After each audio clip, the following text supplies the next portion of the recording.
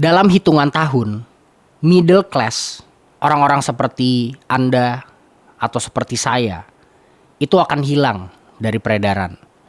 Sebagian kecil itu akan upgrade menjadi upper class atau orang-orang kaya. Dan sebagian besar akan downgrade menjadi lower class atau orang-orang miskin. So there is nothing in between antara lu orang kaya atau lu orang miskin. Di sini gue akan menjelaskan secara singkat beberapa alasan-alasan kenapa sih middle class itu cenderung untuk menghilang, dan apa sih yang bisa kita lakukan supaya instead of kita downgrade, kita bisa upgrade hidup kita. Nama gue Gary dari Wayne Investment. Gue adalah seorang profesional di bidang investasi. Welcome to my channel. Langsung aja kita bahas konten ini.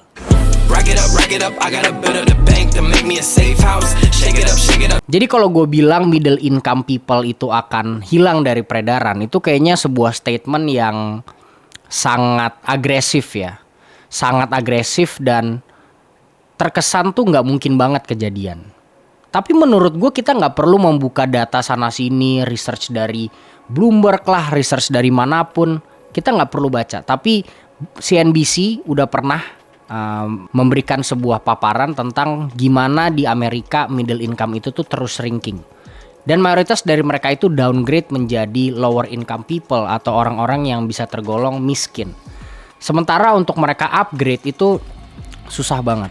Dan research dari Prancis juga sudah menunjukkan bahwa ya memang middle income itu secara tren semakin lama semakin sedikit semakin menghilang. Tapi terlepas dari itu sebenarnya kita kan bisa ngelihat ke realitanya aja guys. Bahwa apa? Lu rasain. Sebagai middle income di zaman parents kita, baby boomers versus menjadi middle income sebagai generasi millennials, generasi Gen Z, itu beda banget quality of life-nya ya. Parents kita itu persepsi seorang middle income itu adalah orang yang pasti punya rumah, punya mobil, punya keluarga, punya anak banyak, mungkin 3, 4 punya anak nggak ada masalah. Sementara lihat kondisi kita sekarang, kita sebagai middle income mau punya rumah aja nggak berani, ya, mau punya anak apalagi. That's the reason kenapa population di beberapa negara shrinking, karena mereka nggak mau punya anak. Dan I think majority of reasons kenapa mereka nggak mau punya anak itu karena zaman sekarang membesarkan sebuah anak itu mengerikan. Biayanya tuh terlalu mahal. Jadi kriteria atau standar sebagai middle income itu aja menurut gue udah menurun secara drastis ya. Versus orang tua kita ya, di mana middle income itu tadi gue bilang punya rumah, punya mobil, punya keluarga, punya anak dan sebagainya, punya pekerjaan yang baik. Sementara di zaman kita nih, middle income itu apa kualitasnya? So kalian yang nonton sampai sini, setuju nggak? Coba deh komen. Lu setuju nggak sih kalau middle income itu sekarang standarnya udah beda banget sama zaman orang tua kita dulu? Coba lu komen, gue pengen tahu apa sih pendapat lu tentang hal ini. Nah, jadi gue akan paparkan sedikit beberapa reason dari setelah gue baca-baca dan gue rasakan ya. Kenapa sih middle income itu cenderung menghilang dari peredaran? Yang pertama ya, alasan yang cukup obvious adalah cost of living itu getting more expensive ya. Jadi biaya-biaya hidup kita nih sekarang semakin mahal ya. Apalagi starting dari tahun 2023 ini kita bermanuver ke dalam periode inflasi yang cukup tinggi ya. Artinya bahan makanan jadi lebih mahal, expenses kita juga semua lebih mahal ya. Dengan uang yang kita punya sekarang, kita tuh dapat jauh lebih sedikit kalau kita bandingkan mungkin dengan 5 tahun yang lalu ya. Segala sesuatu makin mahal, edukasi makin mahal, mau punya rumah apa mahal. Oke. Nah, sementara kalau misalkan kita bilang semuanya makin mahal, ya nggak cuman middle class doang dong yang ke impact. Lower class terimpact, middle class ke impact, orang kaya pun juga sebenarnya ada dampaknya. Cuman permasalahannya adalah middle class ini tuh kelas yang nanggung. Kita kelas yang dibilang kaya banget tuh enggak, tapi kita punya standard of living yang bisa dibilang cukup tinggi. Ekspektasi kita terhadap apa yang harus kita achieve, ekspektasi terhadap apa yang harus kita punya, segala macamnya itu banyak ya. Jadi mau harga barang itu naiknya seperti apapun juga, karena kita selalu merasa bahwa kita punya satu lifestyle yang harus kita maintain, ujung-ujungnya kita apa? ujung-ujungnya kita harus ngikutin kenaikan harga itu. Bukannya kita cut spending kita gara-gara sesuatu itu semakin mahal. Ya akhirnya kita punya pemikiran bahwa lebih mahal sedikit gak apa-apa, tapi jangan sampai gue menurunkan lifestyle gue. Jadi memang kenapa ada sebuah pepatah atau ada sebuah terminologi middle income trap ya, karena memang jebakan-jebakan lifestyle itu hanya terjadi kepada orang-orang yang di tengah middle income seperti kita.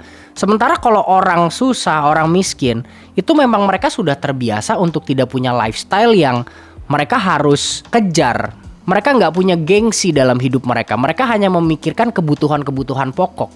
Jadi mau barang harganya naik seperti apa, ya mereka sudah terbiasa untuk menurunkan segala sesuatu yang sifatnya nggak perlu. Sementara kita middle income nggak gitu. Sementara kalau kita bicara orang kaya, ya elah bos, kalau misalkan mobil 1 tahun naik 10-20% buat mereka nggak ada masalah. Karena orang kaya sekarang juga semakin kaya. Jadi memang middle income ya, kalau kita bicara bad impact terhadap kenaikan harga barang atau biaya hidup semakin ekspensif, itu sebenarnya yang paling suffering itu adalah middle income. Bukan hanya karena kita tidak punya uang, tapi karena value ya uang yang kita punya itu semakin kecil, dan kita selalu merasa bahwa kita itu punya satu lifestyle yang harus kita jaga, jadi kita nggak mau cut spending kita. Alasan yang kedua, kalau lu perhatikan juga konten-konten belakangan ini, banyak banget konten-konten itu memang yang ngepromote lifestyle yang lavish, yang luar biasa, yang mewah ya. Lifestyle orang kaya. Let's say kita lihat kontennya Mr. Beast, dia bagi-bagi uang jutaan dolar ke orang, atau mungkin konten-konten orang Indonesia yang menunjukkan bahwa mereka punya lifestyle yang luar biasa, jam tangan mewah, mobil mewah, rumah mewah, uang yang seabrek-abrek dan segala macamnya. Nah ini sebenarnya juga membuat persepsi dan ngeset satu standar baru bahwa kita sebagai manusia itu harusnya hidup seperti itu ya. Itu satu. Dan yang kedua, konten-konten seperti itu juga kan sebenarnya menimbulkan sebuah kecemburuan sosial. Kecemburuan sosial di mana kita merasa bahwa kita juga pengen untuk punya hidup seperti mereka ya. Itu sebenarnya ya, kita bisa menjadikan itu sebagai motivasi ya sebenarnya. Tapi kan faktanya mayoritas dari orang kan tidak bisa berpikiran seperti itu. Akhirnya apa? Akhirnya karena ngelihat artis atau influencer A beli tas harga 50 juta, kita yang middle income jadi kepengen, akhirnya kita ngutang, ya kita spend uang kita atau kita beli sebuah barang yang uangnya kita nggak punya dan segala macamnya. Nah jebakan-jebakan influencer ini, kalau gue bilang nggak ada efeknya buat lower income people, karena mereka juga nggak bermimpi untuk punya hal-hal seperti itu. Meskipun mereka bermimpi, mereka tidak akan melakukan effort untuk beli barang-barang atau untuk bisa ngikutin lifestyle para influencer atau para YouTuber ini. Nggak mungkin, karena untuk kebutuhan mereka aja susah. Sementara kita nih middle income ini yang paling gampang kepancing ngelihat sesuatu yang mewah di luar sana, konten-konten mewah di luar sana, yang gampang kepengen tuh kita. Ya, ada artis liburan kemana, ke Bali, kita jadi pengen. Ada teman liburan ke Bali, kita jadi pengen. Ada YouTuber ngelihat pergi ke luar negeri segala macam, kita jadi pengen. Nah inilah middle income trap, hal-hal seperti ini itu kita gampang kenanya. So itu makanya bahayanya. Jadi kita juga sebenarnya harus bijak ya. Bijak gak hanya dalam menonton aja, tapi dalam menginterpretasikan dan menyerap makna dari sebuah konten yang kita konsumsi. Ya kalau konten-konten yang kita konsumsi ini ngedrive kita kepada gaya hidup yang sangat konsumtif, atau menimbulkan kecemburuan sosial terhadap kita, atau kita menjadi ingin akan sesuatu yang kita gak bisa punya akan hal itu, ya lebih baik kita hindari. Itu membuat kita terjebak atau kita punya mindset ke hal yang ketiga ini. Kita itu lebih care terhadap spending daripada making money. Generasi middle income zaman sekarang itu lebih senang ngeluarin duit, lebih senang buang duitnya daripada nyarinya. Ya memang zaman itu berubah. Ya gue juga gak bilang generasi sekarang itu jauh lebih malas daripada generasi dulu. Ya tapi memang mungkin karena baby boomers dan sebelumnya mereka itu lahir di periode yang lebih tough dibandingkan dengan kita. Ya nyerempet perang dunia dan segala macamnya, ekonomi juga lagi banyak gejolak. Akhirnya apa? Akhirnya mereka menjadi persona-persona atau menjadi individu-individu yang memang terbiasa untuk kerja keras. Ya. Karena mereka itu terbiasa dengan kerja keras, akhirnya mereka sangat nge-value apa yang mereka punya. Mereka sangat nge-value uang yang mereka dapat. Karena mereka tahu nyari duit itu tuh nggak gampang. Kita itu terbiasa dan menganggap normal membuang uang yang banyak untuk beli barang tertentu seperti jam, mobil, baju, dan segala macamnya. For the sake of kita mau trying to impress orang lain, yang sementara orang lain tuh juga sebenarnya nggak peduli gitu sama kita. Kan sebenarnya konyol ya, tapi itulah habitnya. Gue nggak perlu ngejustify atau gue nggak perlu memberikan bukti, tapi kalian juga tahu lah bahwa habit-habit itu jauh lebih ada sekarang dibandingkan generasi-generasi yang dulu. Yang berikutnya dan mungkin yang terakhir, sebenarnya kenapa middle income itu rentan untuk musnah ya? Karena simply sekarang ini less opportunity ya. Companies itu less hiring and more firing ya. Lebih banyak memecat daripada menerima orang baru. Ya sebenarnya ini kalau kita mau tarik secara dalam, ini sebenarnya ngerefleksi kepada kondisi ekonomi sekarang lah ya. Interest rate semakin mahal, perusahaan-perusahaan mau ekspansi, mau pinjem utang ke bank segala macam semakin mahal. Akhirnya ya karena perusahaan-perusahaan ini dalam tanda kutip lagging, mereka nggak mau expand lagi. Ya artinya mereka juga tidak bisa menerima orang-orang yang lebih banyak, pekerja-pekerja baru. Malah banyak juga perusahaan tuh yang shrinking, mereka cut down karena mereka nggak optimis dengan kondisi ekonomi beberapa tahun ke depan. Yang tadinya misalkan perusahaan itu punya 10 cabang, mereka potong jadi 7 cabang ya, jadi 6 cabang. Itu banyak banget kejadian sekarang. Nah sementara memang middle income people adalah orang-orang memang yang lebih banyak mengandalkan kerjaan-kerjaan corporate. Middle income people ini memang mayoritas adalah pekerja 9 to 5. Dan pekerja-pekerja 9 to 5 juga mayoritas sebenarnya juga rentan terhadap teknologi-teknologi yang akan datang ya. AI dan segala macamnya. Akan ada resiko di mana keahlian-keahlian atau kerjaan-kerjaan kita itu bisa digantikan oleh teknologi.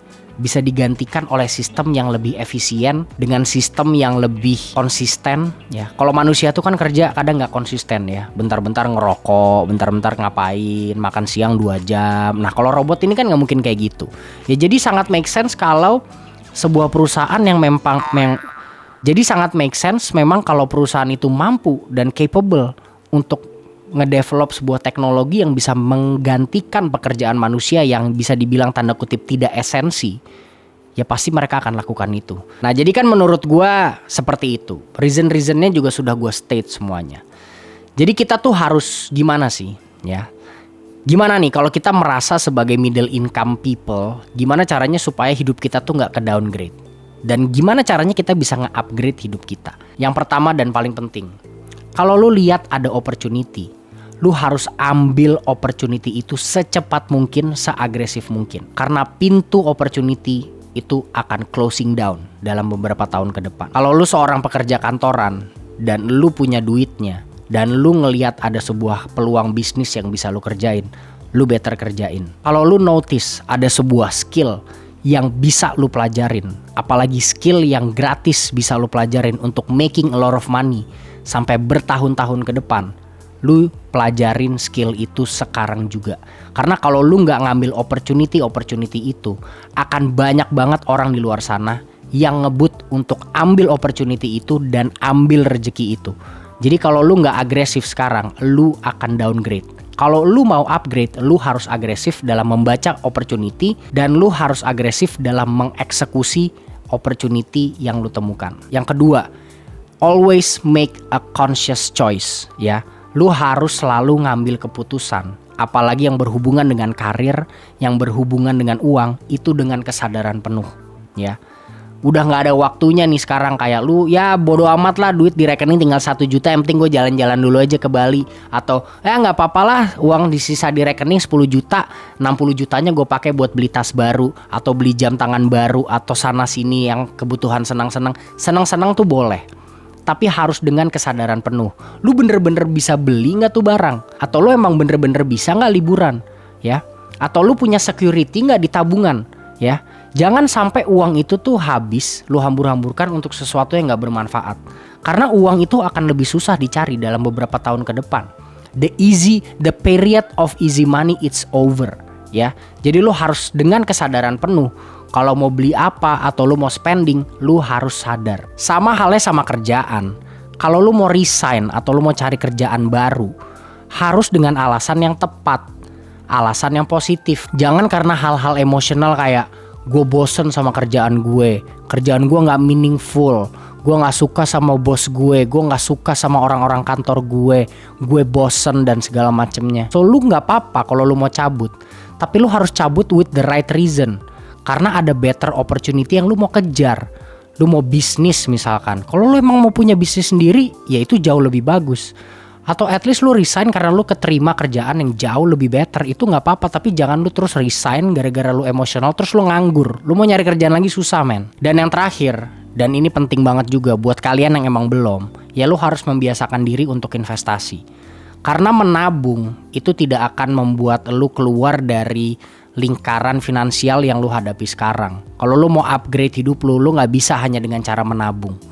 Ya, menabung itu hanya mempertahankan keadaan lu sekarang, ya, nggak akan membuat lu jadi jauh lebih kaya.